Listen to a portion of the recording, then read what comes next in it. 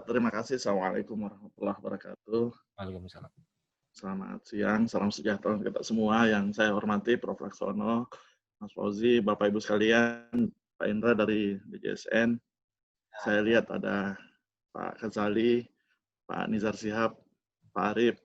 Izin Pak Junior, izin menyampaikan beberapa hal yang terkait tentu saja dari perspektif kami di BPJS Kesehatan, izin untuk ikut berdiskusi. Secara prinsip kami mau menegaskan dulu posisi bahwa di BPJS Kesehatan kami segala bentuk masukan, kritikan atau apapun seperti ini, apalagi kalau konteksnya adalah konteks akademik dari sebuah lembaga universitas yang kredibel seperti Universitas Gadjah Mada, tentu saja kami sangat berbahagia mendapatkan banyak masukan.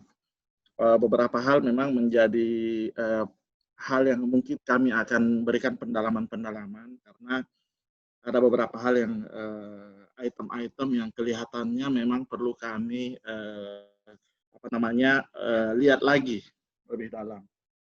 Tapi izinkan saya mulai dari belakang. Rekomendasi untuk mengganti undang-undang atau merevisi karena adanya 3 poin utama tadi kelihatannya perlu kita lihat lagi lebih dalam. Apakah kemudian kalau tidak ada tertulis secara letterlet kewajiban untuk tindak lanjut terhadap monitoring dan evaluasi cukup untuk kemudian kita berdiskusi tentang merevisi. Karena sebenarnya apapun yang menjadi hasil monitoring evaluasi itu kan layaknya menjadi semacam garis besar yang harus kita ikuti dan kemudian menjadi tugas DJSN yang tadinya memberikan kebijakan umum menyampaikan ke BPJS Kesehatan. Tentu saja dari BPJS Kesehatan tadi Pak Indra juga sudah sampaikan, tentu saja kita itu akan menjadi tolok ukur utama untuk kita lakukan.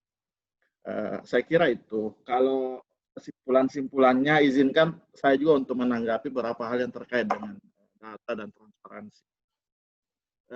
Belum genap sebulan yang lalu kalau nggak salah kita dengan DJSN, dan ini saya kira diinisiasi oleh DJSN, suatu hal yang bagus sekali.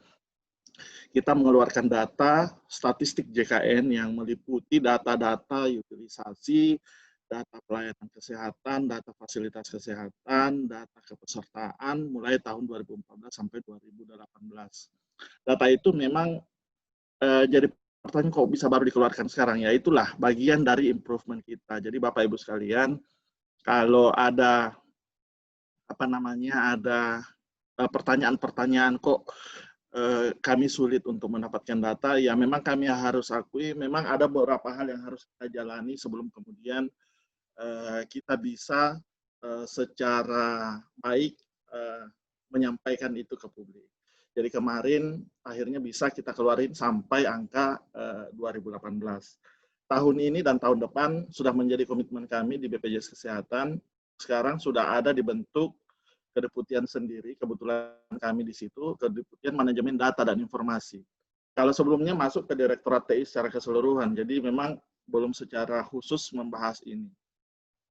Itu jadi harapan kita memang 2019-2020 akan kami update terus, akan menjadi program khusus kita untuk selalu memberikan data-data umum yang dibutuhkan kira-kira oleh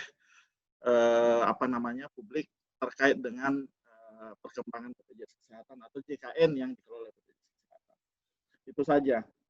Kemudian juga tentu saja kita bisa menyampaikan secara generik. Baru 2 minggu yang lalu kami rapat dengan tim teknis, mungkin salah seorang dari UGM, Pak Anies waktu itu ikut, untuk membahas data sampel versi kedua. Jadi data sampel versi kedua itu akan kita buat cohort dari data yang pertama, dan rencananya kita akan lepas di Q3 atau awal Q4 tahun ini. Jadi data sampel itu sebenarnya merepresentasi data populasi yang ada di JKN sehingga kita bisa melihat karakteristik perubahan-perubahan yang terjadi selang 2015, 16, 17, 18 semester 1. Jadi akan kita lepas nanti di mudah-mudahan kita bisa segera menyelesaikannya karena memang secara teknis bukan hal yang mudah mulai dari tahap cleansing data, memperbaiki struktur data dan seterusnya karena harus kami akui belum sepenuhnya kualitas data yang ada terkumpul itu kualitas data yang sangat baik. Saya kira itu yang kaitannya dengan beberapa hal. Terus izinkan saya menyampaikan hal-hal lain, mungkin kaitannya dengan temuan-temuan yang tadi Mbak sampaikan. Teman-teman, sayangnya memang karena ini kan teman-teman kualitatif ya, ada beberapa hal mungkin yang kami mungkin harus tanya kalau siapa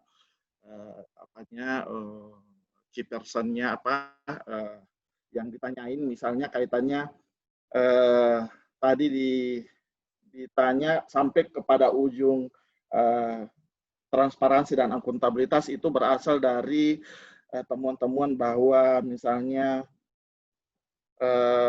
data oleh pemerintah daerah. Mungkin kami mau tanya juga, mungkin perlu lebih update lagi karena per bulan Maret 2020 khusus pemerintah daerah seluruhnya izin. Kalau saya bisa nggak saya sharekin sebentar Mas Rozi? Bisa ya? Mudah-mudahan kelihatan Bapak Ibu sekalian. Jadi data yang ada, jadi kalau kita bicara data sebenarnya kalau stakeholder data kita itu jadi ada untuk umum betul-betul bisa dibuka anytime. Itu ada di website, misalnya data jumlah, data fasilitas kesehatan, data terdekat, kemudian ada yang bisa lewat PPD, dan ada juga yang kami siapkan lewat data sampel. Kemudian untuk stakeholder utama sesuai dengan yang di Perpres, memang kita siapkan, misalnya untuk Kementerian Keuangan saat ini kami lagi merumuskan format datanya karena sangat banyak data yang ada, jadi yang mana saja yang dibutuhkan. Sekedar informasi, data yang ada di BPJS Kesehatan, kalau kita hitung row-nya sekarang 37 miliar row, jadi memang sulit untuk kalau misalnya mendapatkan data itu semuanya. Jadi kita pastikan yang mana yang dibutuhkan. Begitu juga dengan DJSN, Kementerian Kesehatan. Kalau DJSN sementara rapat dengan tim Monef, kebetulan saya sendiri yang langsung bekerja sama dengan tim Monef. Kemudian yang data 2018 yang lalu itu kita data karena kita siapkan ruang data untuk khusus akses data populasi waktu itu. Bapak Ibu sekalian, yang saya mau sampaikan kaitannya dengan Pemda tadi, data Pemda itu Bapak Ibu sekalian, kami sudah siapkan dashboard. Jadi informasi ini bisa diperdalam ketika kita mau tahu apa di dalamnya. Untuk dashboard itu kita sudah serahkan user Pemda itu per bulan April. Ya, jadi yang sampai hari ini hampir semua Pemda itu telah melogin, ya sudah 66,61%. Jadi kalau kita lihat, memang hampir semuanya sudah terutama di daerah-daerah Jawa, ya. Jadi apa yang kami ambil kesimpulan dari sini sebenarnya bukan sekedar data dan informasi yang teman-teman butuhkan di daerah dan pemerintah daerah, sebenarnya lebih banyak ke informasi dan literasi bagaimana membaca data-data tersebut atau bagaimana membaca informasi tersebut sehingga bisa diambil untuk pengambilan kebijakan di daerah. Sebagai contoh misalnya kita menyiapkan 10 fitur sebenarnya.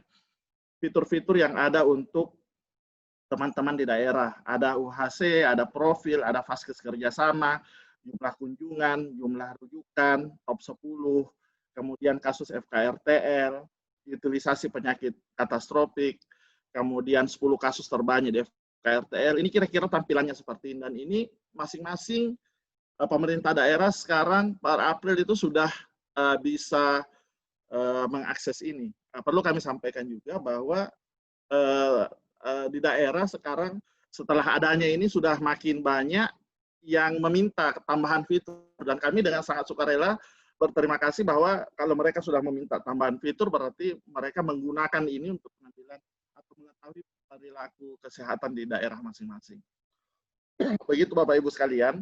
Kemudian untuk teman-teman akademisi tentu saja kami paham ada kebutuhan untuk mendapatkan data BPJS Kesehatan. Sejak 2 tahun lalu kita sudah buat data sampel. Data sampel ini yang kemarin masih 2015-2016, tahun ini kita akan keluarkan lagi 2017 dan 2018 satu semester. Sehingga harapannya kita bisa dapatkan tetap seperti ini, yang variabel-variabel yang lama itu, sehingga teman-teman yang memanfaatkan selama ini mungkin bisa makin banyak lagi Ya, kalau kalau kita lihat ini saya kira hampir semua. Saya kok nggak lihat. Harusnya UGM juga karena UGM sudah memanfaatkan data ini. Ya, saya ditelepon oleh teman yang lagi ambil doktoral misalnya di Jerman kemarin, mereka juga menggunakan data ini. Tapi ada permintaan-permintaan tambahan kaitannya dengan data sampel ini, misalnya permintaan cohort data, kemudian permintaan konteks data khusus untuk penyakit-penyakit tertentu, kemudian satu lagi permintaan supaya bisa ditelusuri hubungan dari FKTP ke FRR.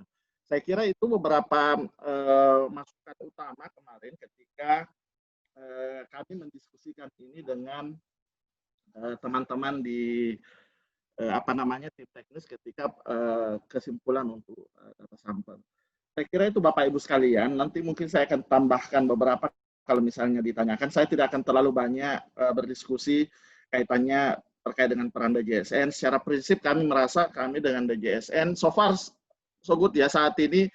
Misalnya kalau yang berhubungan langsung secara data, kami dengan tim Monef DJSN terus-menerus membangun hubungan untuk perbaikan update data yang kemarin, dan kami sudah janji memang per tahun ini dan seterusnya dengan dibentuknya kedeputian data khusus di BPJS Kesehatan, kita akan jauh lebih update lagi. Tahun 2019-2020 statistik DKN akan menjadi bagian kami, jadi kami akan terbitkan tetap dengan kerjasama DJSN tentu saja dalam hubungan positif dan seterusnya termasuk penggunaannya. Sekedar informasi Bapak Ibu sekalian, kalau kami menganggap peran DJSN cukup signifikan, bahkan sangat signifikan di akhir-akhir ini. Kenapa? Misalnya untuk kemarin iuran Bapak Ibu sekalian itu sangat erat hubungannya dan itu lewat jalur DJSN. Jadi untuk perbaikan iuran yang kita saat ini mungkin juga sementara banyak berdiskusi itu melalui jalur yang melewati DJSN dan seterusnya. Jadi kalau menurut pendapat kami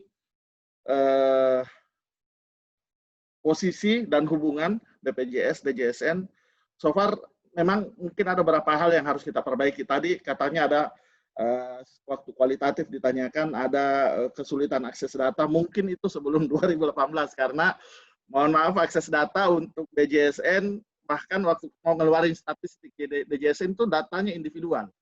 Itu bukan data yang diagregasi, itu data individual, data satu persatu peserta, kemudian populasi, dan kita siapkan tempat langsung akses, tapi tentu saja dengan bekerja sama dengan tim IT kita. Jadi kalau ada kesulitan akses data, saya belum tahu, mungkin perlu kita diskusi lebih dalam lagi kaitannya dengan itu.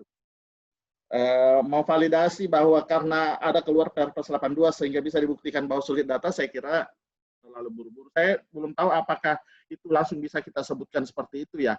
Tapi saya kira ini karena pertanyaannya kualitatif, mungkin kita perlu perbanyak format kuncinya seperti apa.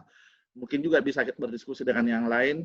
Saya kira seperti itu, termasuk dengan ketika bertanya hubungan BPJS dengan pemerintah daerah, ditulis tadi nggak ada. Saya kira kalau nggak ada nggak mungkin karena kita punya forum kemitraan.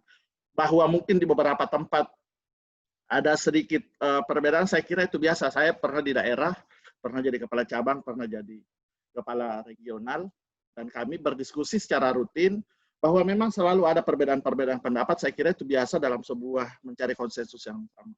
Saya kira itu, Prof. Lax izin menyampaikan beberapa hal dari perspektif kami. Terima kasih, saya masih di sini untuk kita diskusi terus. Assalamualaikum warahmatullahi wabarakatuh.